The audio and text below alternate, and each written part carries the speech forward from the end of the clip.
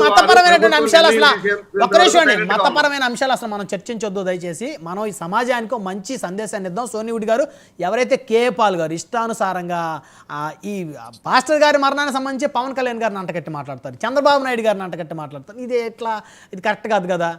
హర్ష కుమార్ గారు మాజీ ఎంపీ, ఆయన పార్లమెంట్ సభ్యుడు మాజీ, మరి ఆయన బాధ్యత లేకుండా ఇన్వెస్టిగేషను రిపోర్ట్ వచ్చి ముందు రోజు వరకు కూడా హర్ష కుమార్ గారు అసలు దాని మీద అనేక అనుమానాలు ప్రతి అంశం మీద లేవనెత్తారు. మరి ఇవి రెచ్చగొట్టడం కదా మతాలని, ఓపిక పట్టలేకపోయారా అనేది ఇక్కడ అభిప్రాయం అందరిది, అంతే, ఎవరు తప్పు పట్టట్లేదు. సోనివుడ్ గారు ఏమండి హర్ష కుమార్ గారు రెచ్చగొట్టేస్తేనో, కేఏ పాల్ గారు రెచ్చగొట్టేస్తేనో రెచ్చిపోయే పరిస్థితులు అయితే లేవండి. ఓకే, మంచిదే కదా. లేకపోతే కాదు వినండి ప్లీజ్.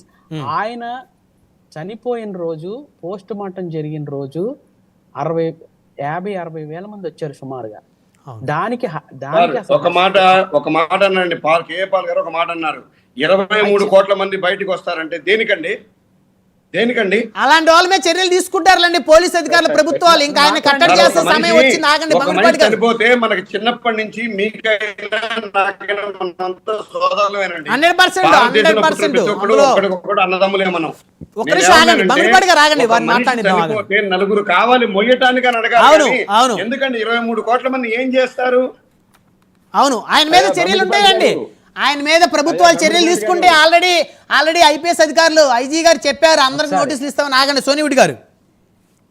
హర్ష్ కుమార్ గారు, కేఏ పాల్ గారు పిలుపునిచ్చితే వచ్చేసే పరిస్థితి కాదండి క్రైస్తవులు. ఓకే, ఎప్పుడు ఎన్ని